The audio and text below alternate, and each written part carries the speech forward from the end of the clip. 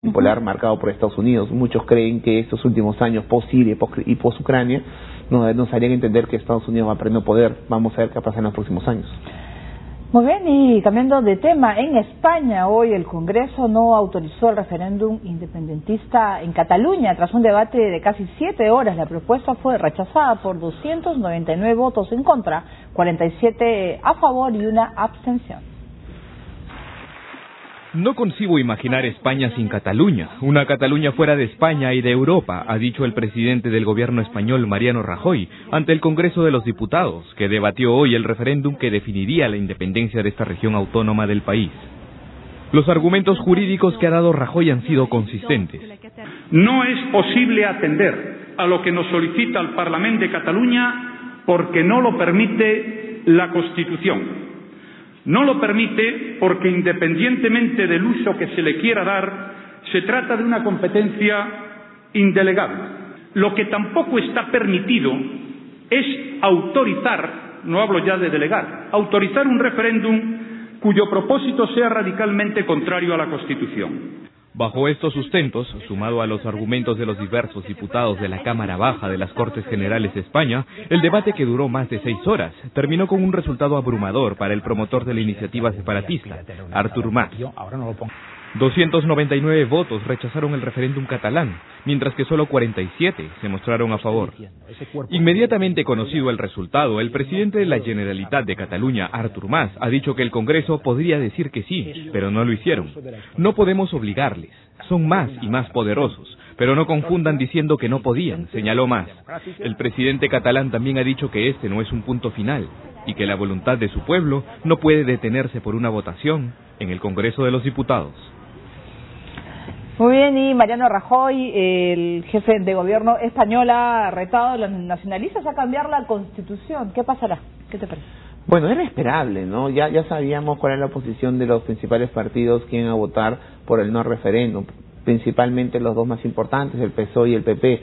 Ahora, ¿qué es lo interesante? Yo creo que esto puede abrir y debería abrir un espacio de debate más profundo en torno a cuál debe ser el futuro de España, ¿no?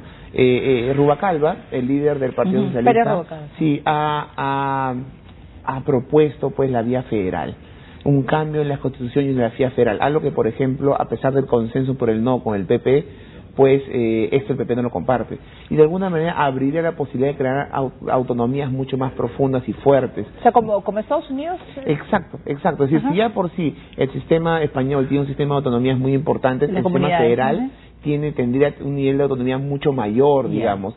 Entonces, ese es el camino que Pérez Rubalcaba está básicamente proponiendo, y creo que va a merecer un debate en las próximas semanas. Ahora, acá hoy he escuchado mucho el debate y había muchas referencias con respecto a la legalidad, y es verdad que al parecer, leyendo la legalidad española, esto pues no es posible. Sin embargo, algunas veces la legalidad pues choca contra la realidad, ¿no?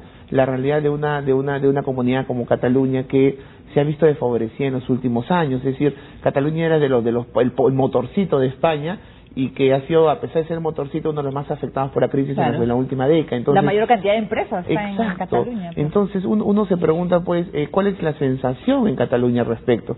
Todos hubiéramos pensado que primero hubiera sido el País Vasco antes de Cataluña, porque Cataluña ha sido mucho más osado. Entonces hay que entender las cuestiones de fondo que en Cataluña existen para entender esta situación. Yo creo que las próximas semanas se viene un debate muy interesante en torno a cuál va a ser el futuro de la autonomía española.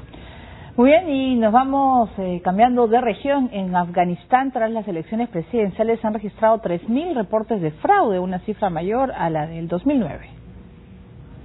Afganistán ha registrado más de 3.000 reportes de violaciones y otro tipo de irregularidades electorales durante los comicios presidenciales del último 5 de abril, según ha informado el portavoz de la Comisión Independiente de Quejas Electorales. No podemos ignorar el hecho de que durante las elecciones hubo casos de fraude y violación electoral. Ciertamente sucedieron. Nos comprometemos con la población afgana a defender el voto limpio y puro que hayan hecho y a salvaguardarlo. Esta cantidad de denuncias es superior a la del proceso del 2009, en el que ganó el actual presidente Hamid Karzai, y que incluso fue considerado como fraude generalizado por Naciones Unidas. Según la Comisión Independiente de Quejas Electorales, de las 3.103 denuncias registradas, se investigaría solo la mitad, debido a que el resto carecía de pruebas que sustenten los reclamos. De acuerdo con conteos preliminares, la elección está reñida entre el exministro de Relaciones Exteriores Abdullah Abdullah y el exministro de Finanzas Ashraf Ghani Ahmadzai. Tras la elección, ambos también alertaron de irregularidades y fraude en los comicios del último sábado. Bien, nos vamos a Pakistán. Un atentado con bomba en un tren ha dejado una docena de fallecidos. Los rebeldes baluchis se han atribuido el ataque. Al menos 14 pasajeros han muerto carbonizados en un tren luego de un ataque con bomba ocurrido en la localidad pakistaní de Sibi, a 120 kilómetros de Quetta, capital de la provincia de Baluchistán. De acuerdo con las agencias de noticias, las autoridades gubernamentales confirmaron que además de los muertos, 40 personas quedaron heridas, de las cuales al menos la mitad están en condición grave. Este ataque ha sido reivindicado por el ejército separatista de Baluch, según confirmó Reuters, en represalia a las incursiones militares contra un bastión rebelde en el centro de Baluchistán. Los secesionistas de esta provincia acusan al gobierno de tenerlos sumidos en la pobreza y denuncian que los militares capturan, torturan y asesinan a los que pertenecen a la etnia baluchi, aunque estos han negado los ataques. Muy bien, nos vamos a Francia. El nuevo primer ministro, hablamos de Manuel Valls, ha anunciado rebajas fiscales en su primera presentación ante el Parlamento. En el marco de una gran reforma del Estado, el nuevo Ejecutivo francés ha anunciado la reducción de 27 a 12 el número de regiones de Francia y también la desaparición de otras administraciones locales, regionales y departamentales. Se trata de la primera gran decisión histórica anunciada por el primer ministro Manuel Valls en su primer discurso de política general ante el Parlamento francés. Luego de ser nombrado como jefe de gobierno, Valls ha presentado su proyecto político nacional. Con ello espera conseguir el voto de confianza de una reticente mayoría parlamentaria socialista. En su intervención, el primer ministro hizo un balance catastrófico del Estado real de Francia. En las últimas elecciones municipales, nuestros compatriotas nos han enviado un mensaje muy simple. En nuestro país hay demasiado sufrimiento y poca esperanza, ha dicho Valls. Asimismo, ha confirmado que su país deberá sufrir en los próximos 2 años el recorte de unos 50.000 millones de economías estatales.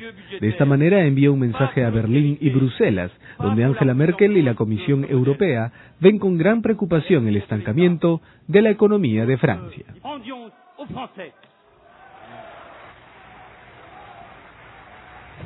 Muy bien, vamos a hablar de esas rebajas fiscales y reducir a la mitad las regiones en Francia. Bueno, necesitan un cambio, ¿no? Eso es lo que está buscando François Hollande, ¿no? Ahora, si bien son importantes reformas que se esperaban hace mucho tiempo, ¿cuál es lo interesante de este discurso, de las propuestas que el nuevo primer ministro ha llevado hoy al Parlamento, que además ha sido aprobado, se le ha dado el voto de confianza, el Parlamento francés se lo ha otorgado, es que está tratando de combinar justamente, él es un primer ministro que proviene del Partido Socialista, y frente a las presiones internacionales por austeridad, lo que está haciendo el gobierno francés es combinar esto de austeridad con justicia, de solidaridad con responsabilidad. Es decir, por un lado hay reducción de impuestos a las empresas, por un lado hay reducción del gasto público de la administración francesa, que es bastante grande, pero por otro lado no se tocan los servicios públicos, no se toca la sanidad, no se toca la educación. Se están creando programas para promover el empleo y que no se reduzcan los sueldos. Entonces vemos cómo está tratando de equilibrar, a diferencia de otros países europeos que han tenido que sufrir la austeridad en toda su magnitud, y estas políticas liberales, de alguna manera Francia está tratando de encontrar esta vía media entre reducir el gasto, ahorrar, pero sin dañar pues la justicia social, que es uno de los elementos más importantes de Francia. Esperemos que funcione. Obviamente la derecha francesa, la UMP de Sarkozy, ha criticado completamente esto y está en contra, porque obviamente está a favor de reformas mucho más liberales, ¿no? Mucho más de apertura. Vamos a ver, esperemos que esto, porque el contexto que se le viene a Valls es muy complejo. Un presidente con una tasa de aprobación muy reducida, una crisis económica muy importante que podría recrudecer, un fracaso en el último proceso electoral. Entonces ojalá que este paquete sirva a que Francia, una de las principales economías de Europa, pues pueda avanzar. Muy bien, y hablando de Europa, el presidente de Irlanda se encuentra ya en Londres como parte de la primera visita de un jefe de Estado irlandés al Reino Unido tras años de estar en conflicto. Por primera vez un presidente de la República de Irlanda ha pisado el Reino Unido en una visita de Estado. El mandatario Michael Higgins y su esposa Sabina han llegado a tierras británicas en respuesta a la visita que realizó a su país la reina Isabel II en mayo de 2011. La monarca ha correspondido al calor y la cortesía con la que fue recibida entonces, alojando al matrimonio Higgins en el castillo de Windsor. La reina solo concede estos aposentos a miembros de la realeza o a políticos cercanos, como el presidente estadounidense Ronald Reagan en 1982. El mandatario irlandés ha visitado la abadía de Westminster y luego se ha dirigido a las dos cámaras del Parlamento en el vecino palacio. Estoy aquí en un momento en que las relaciones entre nuestras dos islas tienen una cercanía y calidez que parecía inalcanzable, ha dicho el líder en su discurso ante los diputados. La reina ofrecerá un banquete de Estado entre los que está invitado Martin McGuinness, número 2 del gobierno autónomo de Irlanda del Norte y miembro del desaparecido ejército republicano irlandés, más conocido como IRA. Se trata de un paso más hacia la reconciliación entre dos comunidades enfrentadas durante décadas y que desde 1998 han aceptado que solo pueden superar sus diferencias por la vía política y pacífica. Muy bien, recordando un poco de la historia de Irlanda, ¿por qué esa separación? ¿Por qué esa relación fría con el Reino Unido? Lo que estamos viendo, esta visita me parece una visita muy importante, porque no solamente nunca se ha dado, sino que de alguna manera representa el acercamiento de dos pueblos que geográficamente están muy cercanos, pero que históricamente han estado muy lejanos. Y es que acordémonos que Irlanda se independiza del poder británico recién en la década del 20, si no me equivoco, en 1922, y queda pues un reducto de independentista, de alguna reducto en Irlanda del Norte, y es el conflicto que nosotros vamos a conocer a lo largo de los últimos 80 años entre Irlanda del Norte y Londres. Un Irlanda del Norte que está conformado por sectores que quieren la unificación con Inglaterra, la pertenencia al Reino Unido, y otros sectores como los que hoy son el Sinn Féin, que de alguna manera, y el IRA en su momento, el brazo armado, que querían pues la partición del Reino Unido y la unificación de Irlanda. Todo esto obviamente causaba muchos problemas en la relación entre Irlanda, que no es Irlanda del Norte, y Londres y el Reino Unido. Esto obviamente se ha ido disipando.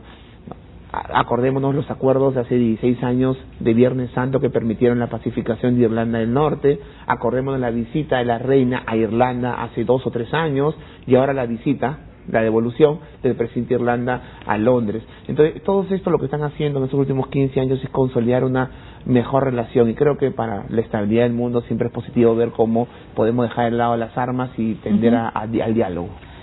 Muy bien, y en Guinea la Organización Mundial de la Salud ha calificado de espeluznante la propagación del ébola en África. Veamos. La epidemia de fiebre ébola en África Occidental figura entre las más espeluznantes jamás registradas desde su aparición hace 40 años. Así lo indicó la Organización Mundial de la Salud, OMS, cuando el número de muertos a causa de este virus asciende a 111. La epidemia se desató el pasado 9 de febrero en las provincias de Guédéco y Macenta, en Guinea. Ante esta situación, la Comunidad Económica de Estados de África Occidental, integrada por 15 países, se declaró profundamente preocupada por la epidemia, que representa una seria amenaza regional, haciendo un llamado de ayuda a la comunidad internacional. Llamado que, al parecer, fue rápidamente escuchado, ya que la Comisión Europea anunció que proporcionará 500.000 euros para contener la expansión del virus. Según estadísticas oficiales, el 90% de los contagiados con el virus ébola fallecen, a pesar que la enfermedad no es incurable. Ocurre que no hay tratamiento ni vacunas con eficacia confirmada, y ninguna compañía farmacéutica invierte en su investigación, ya que el mercado de su venta es demasiado pequeño para proporcionar beneficios. En síntesis, el inminente regreso del virus del ébola causa temor no solo en África, sino que también a nivel mundial. Muy bien, vamos a hacer una nueva pausa en el programa y con detalles de los 100 años que cumple la doña María. Volvemos.